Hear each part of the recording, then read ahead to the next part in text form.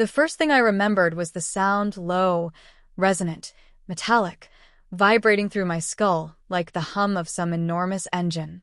When my eyes finally opened, the world above me swirled in a haze of iridescent green. Cold bands of metal held my wrists, and the surface beneath me pulsed faintly as if it were alive. I didn't know where I was. I only knew I wasn't on Earth anymore. Blurry figures drifted in and out of view, their silhouettes tall and angular, their movements too smooth to belong to any human. I had fallen during the skirmish on the frontier outpost, but I hadn't expected to wake at all, much less inside a vessel belonging to the very species we had underestimated. I tried to speak, to demand answers, but the only sound that escaped was a raw rasp. A nearby figure paused, tilting its head with the calm curiosity of a scientist studying something fragile. It pressed a fingertip against a panel, and the restraints clicked open. Hands guided me upright. I staggered, half blind, yet strangely aware of how easily they could have left me chained. Instead, they treated me not as a prisoner of war, nor as a threat, but as a specimen being moved with deliberate care. Only later would I understand that in their culture, the captured were not trophies. They were property, absorbed into households like living acknowledgments of victory. They led me through narrow corridors lined with softly glowing veins of energy. The air smelled faintly of resin and metal dust. Every step deepened the knot in my stomach. I wasn't being taken to a cell. I was being delivered. When the ramp opened and alien daylight spilled in, I glimpsed a city unlike anything in Human Alliance dossiers. Towers curved like branches sculpted from obsidian, and translucent walkways wound between them like strands of silk. Beneath the platforms, foliage shimmered in colors that seemed to shift with the angle of the sun. Beauty and menace intertwined so seamlessly that I couldn't separate awe from fear. My escorts guided me to a transport sphere. As it lifted, the city unfolded below, and for a moment, I forgot the weight of my situation. But reality returned quickly. The craft descended toward a vast estate perched atop a ridge, guarded by towering statues that suggested age and power. Even without understanding the culture, I knew this family ranked high. When the doors opened, a figure was waiting on the terrace. He stood with the composure of someone accustomed to command, broad shoulders, ornate armor that glimmered like liquid silver, eyes that shone with a faint inner light. He studied me for a long moment, not cruelly but critically, as though assessing a tool he hadn't yet decided how to use. This, I realized, was my new master. He spoke in a language I barely understood, but the meaning was unmistakable. I was to follow, to obey, to contribute to the household in ways I would soon learn. My heartbeat thudded violently, but I forced myself to remain steady. Panic would gain me nothing. Understanding might. Then she appeared. Where the master's presence dominated, hers softened the space around her. She stepped forward with a grace that made even the guards straighten. Her features held an arresting symmetry, and her eyes, deep, luminescent, unshielded, seemed to take in not just my appearance, but the fear I was failing to mask. She spoke briefly to her husband, voice calm yet firm, and I sensed disagreement, though its substance was lost in the language barrier. Whatever she said caused him to shift stiffly before gesturing impatiently for the servants to proceed. As they led me into the interior of the estate, I felt her gaze linger just a moment longer. Not pity, not fascination. Something sharper, more complicated. Something that unsettled me more than my chains. Inside, the household revealed itself in layers of structured order. Rooms opened into vaulted halls filled with suspended botanical orbs that illuminated the air with warm, diffused light. Servants, some alien, some human, moved with quiet precision. Each task seemed to fit into a rhythm I hadn't yet deciphered. I was assigned a small chamber near the Mechanica wing, furnishing sparse but functional. Tools lay neatly arranged on a bench, and when I touched one, it responded to my grip as if analyzing my physiology. They didn't want me for labor alone. They wanted me for my mind. In the days that followed, I learned the rules quickly. I was to repair minor systems, maintain the estate's energy conduits, and adapt human intuition to alien technology. The work was demanding but strangely absorbing, offering a fragile thread of purpose in a place where I had none. What I hadn't expected was how often she appeared. Sometimes she observed quietly from the doorway, speaking only to correct a servant or request a report. Other times she addressed me directly, her tone firm but never demeaning, her curiosity about human reasoning unmistakable. She watched how I analyzed problems, how I adapted, how I responded when confronted with unfamiliar tools.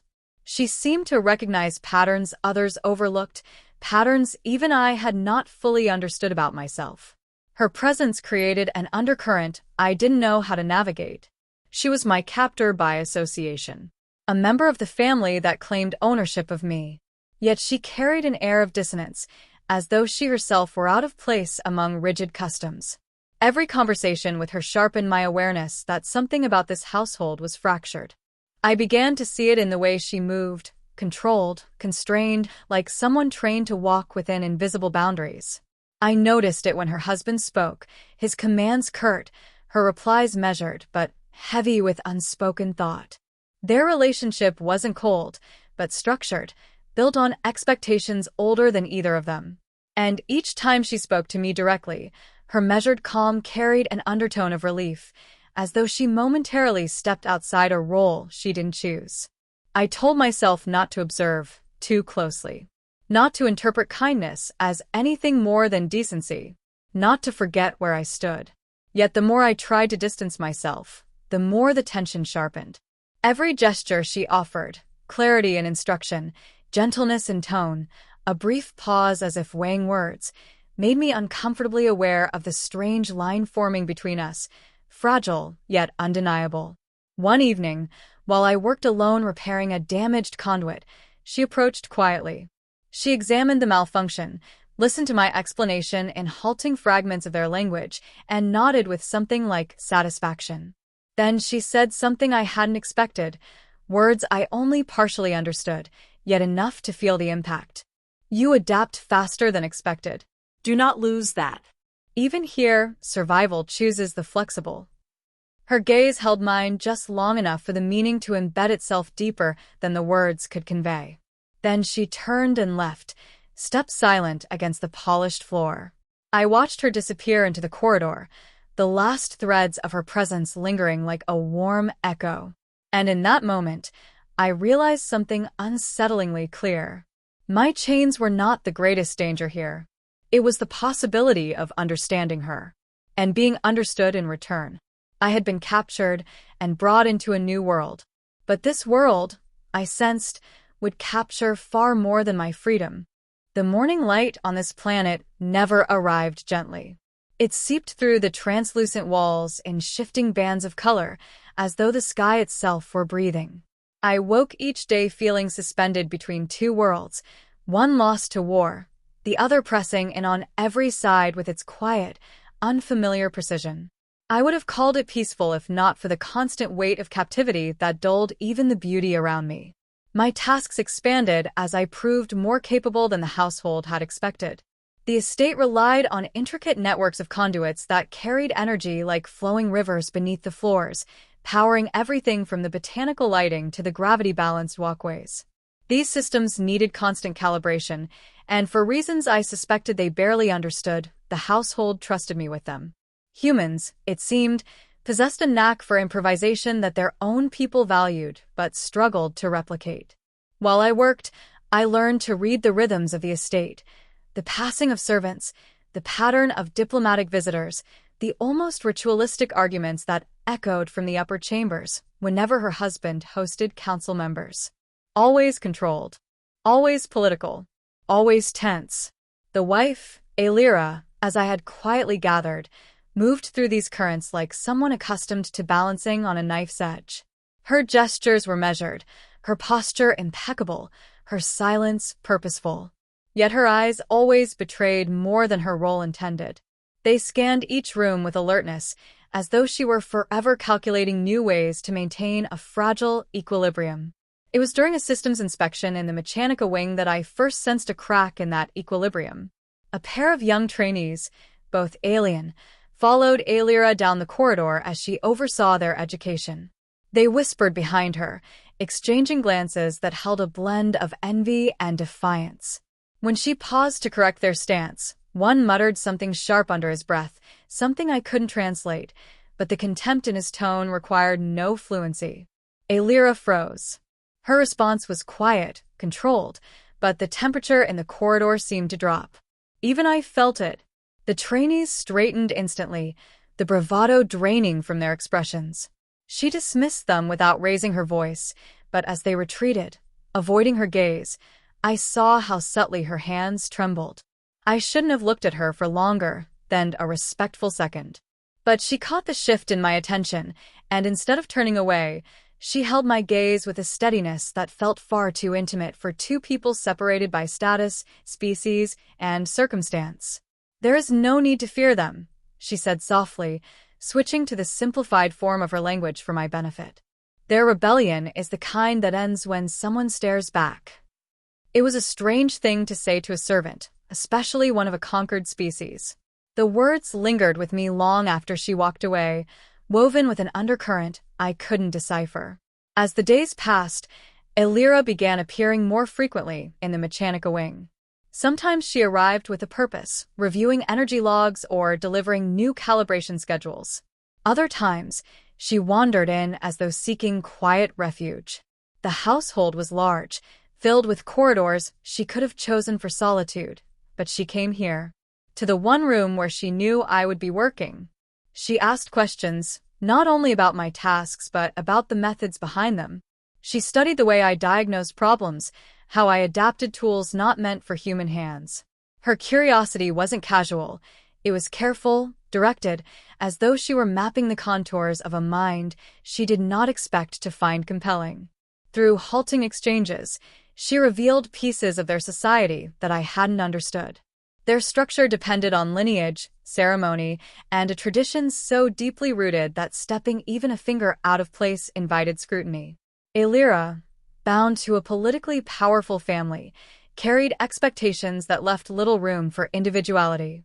She didn't say this, but she didn't need to. Her silences were more revealing than her explanations. In return, she asked about Earth, about its cities, its storms, its chaotic blend of cultures that grew without a single architect shaping them. I told her what I could without stirring grief: the hum of old transport lines, the scent of soil after rain, the clatter of markets where nothing stood still. She listened with a focus that felt almost fragile, as though she were absorbing every detail to sketch a world she had never seen but desperately wished to understand. But the more she learned, the more her husband's demeanor shifted. He began attending inspections unannounced. He entered rooms abruptly, giving no explanation beyond a curt nod. His gaze hovered over me with a new sharpness, lingering long enough that the air thickened with unspoken warnings. Once, he halted so close that I felt the static from his armor prickle along my skin. "You work quickly," he said, though his tone suggested the opposite. I kept my posture rigid, respectful. "Efficiency benefits the household." Aelira stepped forward before he could respond, positioning herself at an angle that eased the tension without openly challenging him. "His performance is consistent. You may review the logs tonight." Her husband didn't like that. The flicker in his jaw confirmed it. But instead of voicing his irritation, he turned sharply and walked away, leaving the air colder than before. As we watched him vanish down the hall, I felt the distance between us narrow in a way that was neither physical nor permitted. Aelira exhaled slowly, the faintest tremor breaking through her careful composure. "He fears what he doesn't anticipate," she murmured. "And you, somehow, unsettle his certainty." I should have ignored the comment. I should have bowed and resumed my work. Yet something inside me, something dangerously human, asked before I could stop myself, "And you? Do I unsettle yours?" The question startled her.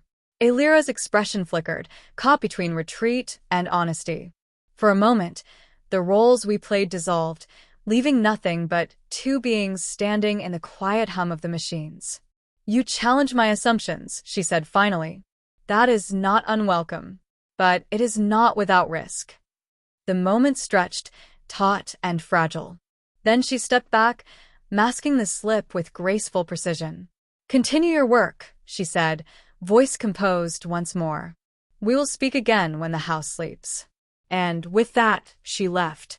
Her footsteps faded, but the tension she left behind wound itself around my thoughts like a silent thread. I had entered this world as a captive.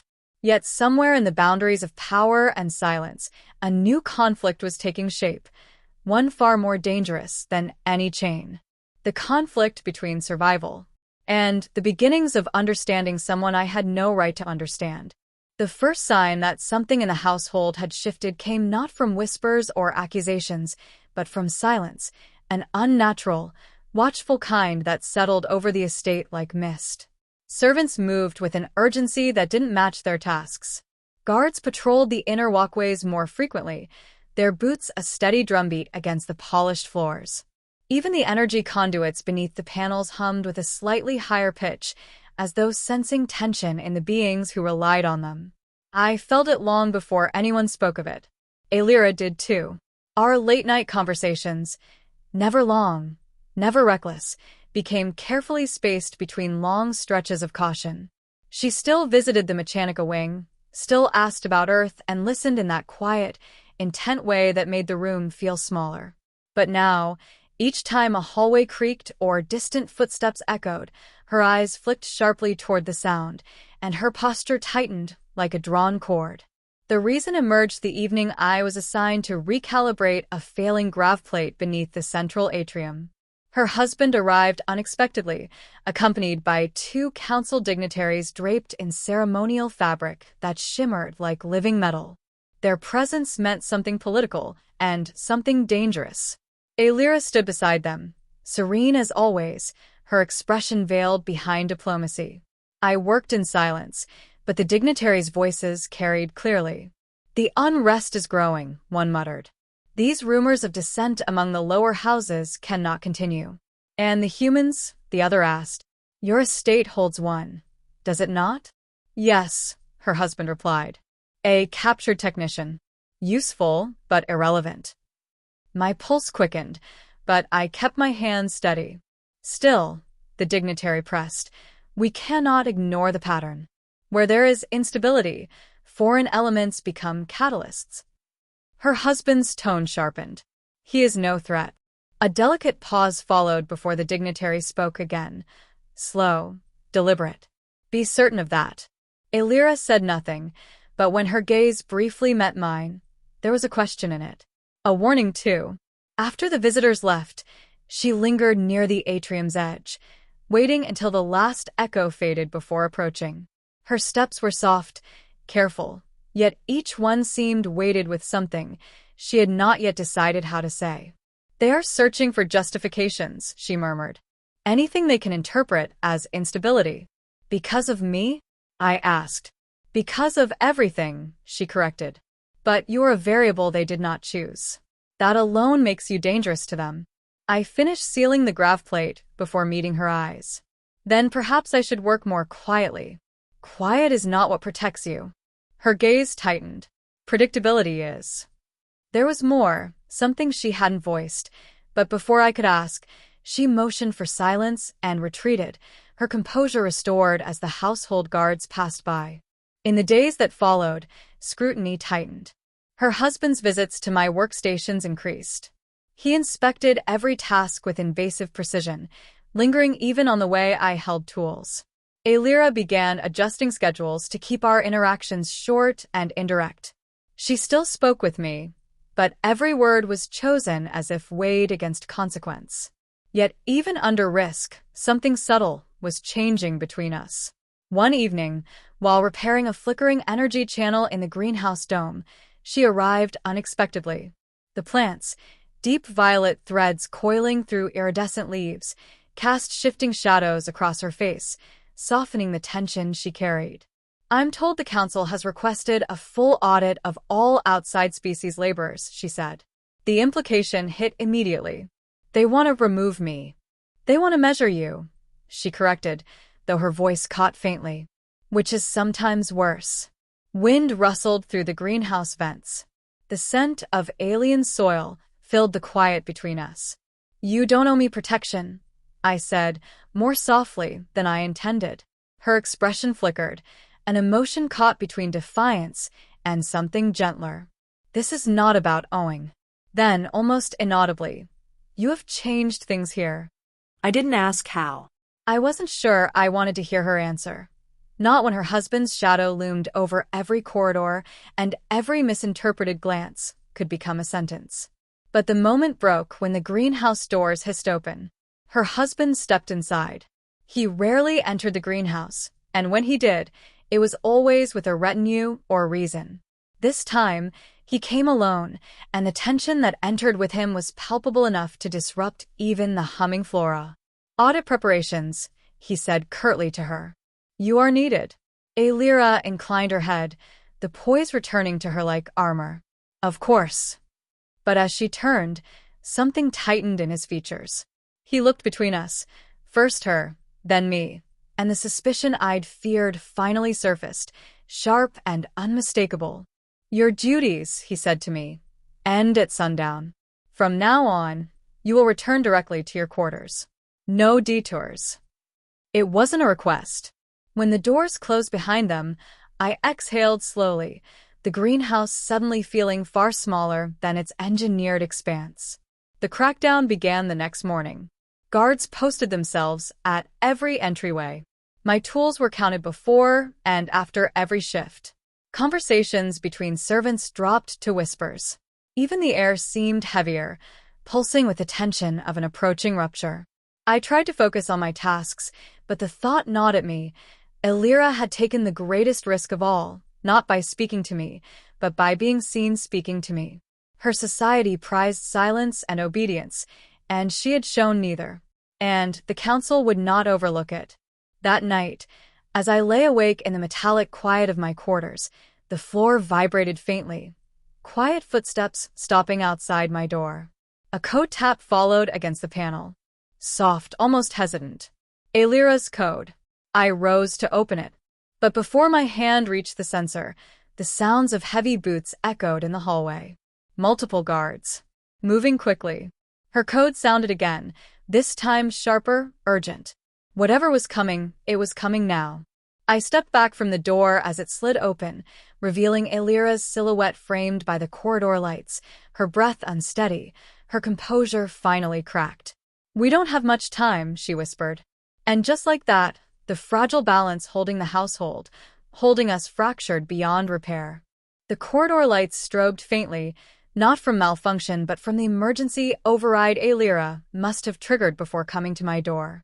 It bought us seconds, maybe a minute, before the guards realized the detour in their patrol path. She stepped inside quickly, the door sealing behind her with a soft hiss, her breath ragged in a way I had never seen. "We have been compromised," she said without preamble. "The council believes you have influenced me. They intend to remove you from the estate and interrogate you off-site." I understood instantly what interrogation meant in their world. Extraction. Dissection of intent. Forced memory siphoning. No one returned whole from such places, if they returned at all. But why now? I asked, though the answer already formed in the tension of her posture. "Because I defended you." Her voice tightened. "In public." A small, stunned silence followed. I had never asked her to. I had never expected her to. Yet I realized now that every quiet conversation, every moment of understanding, had built a bridge neither of us had fully acknowledged until she stepped onto it in front of those who watched her every motion. A faint alarm began to pulse somewhere deeper in the estate. She flinched at the sound. "We must move," she said. "Now." She led me through a service corridor, dimly lit and lined with conduits glowing like veins beneath translucent plating. The estate's architecture, once an elegant maze, had become a trap waiting to snap shut. Every turn felt like it carried a heartbeat, every distant footstep a threat closing in. "Where are we going?" I whispered. "There is an access port beneath the southern dome," she said. "It connects to the old transport channels, routes the council no longer monitors. If we reach it, you can escape into the outer districts." I slowed. "Escape alone?" She stopped too, turning sharply. You cannot stay here. They will erase you to make an example. I will not allow that. The urgency in her voice was laced with something deeper. Fear not just for my life, but for what my disappearance would mean to her. Still, every instinct in me rebelled against the idea of leaving her behind to face the Council's retribution alone. And you? I asked. What happens to you if they discover you helped me? She hesitated. It was answer enough. We quickened our pace. As we neared the southern dome, a pair of guards appeared at the far end of the hallway. Aelira reacted instantly, pulling me into a recessed alcove behind a maintenance panel. The guards walked past without noticing us, their armor casting cold reflections on the polished floor. The moment they disappeared, Aelira released the breath she'd been holding. You are not meant for this world, she whispered. You have endured enough in it. I wasn't meant to survive your world, I corrected quietly. But I did. Her eyes met mine then, unshielded, uncalculated. In them flickered the conflict she had tried so long to bury, loyalty to a system she no longer believed in, and the unspoken bond growing in the shadows of a life that was never meant to intertwine with mine. The dome's access port lay just ahead. A circular hatch, faintly glowing, its biometric locks humming with low energy. Aelira stepped toward it, preparing to override the security protocol. But then a voice reverberated through the dome. Her husband's. Aelira. He stood at the entrance, alone this time, yet his presence carried the weight of a full battalion.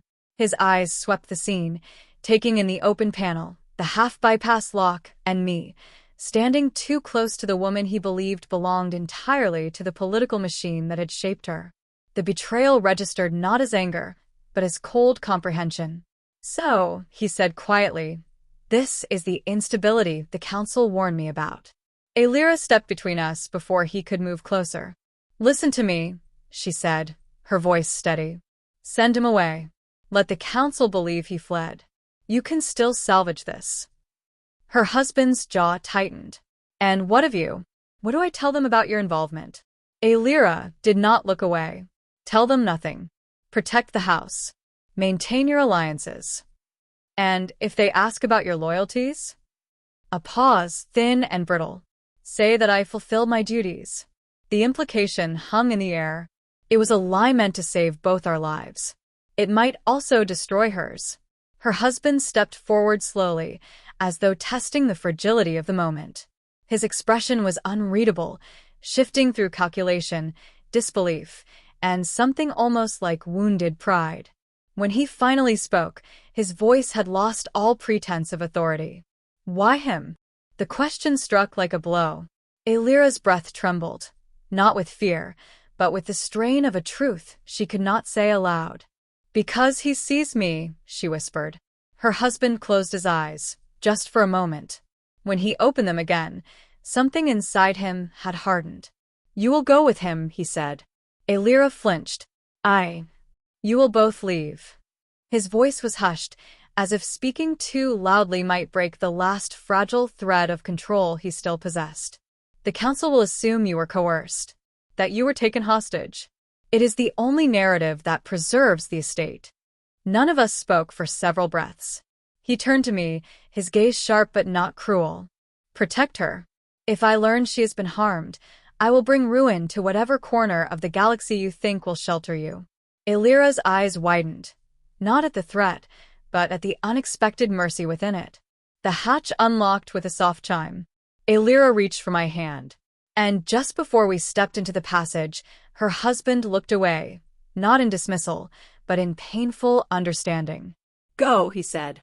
The hatch sealed behind us with a final, resonant echo. Ahead lay darkness, unknown territory, and a future shaped by a choice that had shattered 3 lives at once. The transport tunnel extended into a faint, distant glow, a promise or a warning. I couldn't tell. But as Aelira tightened her grip, her voice low and certain, I knew there was no turning back. Whatever comes next, she said, we face it together. And we walked forward, leaving the world that had bound us, toward the one that might let us choose who we could become.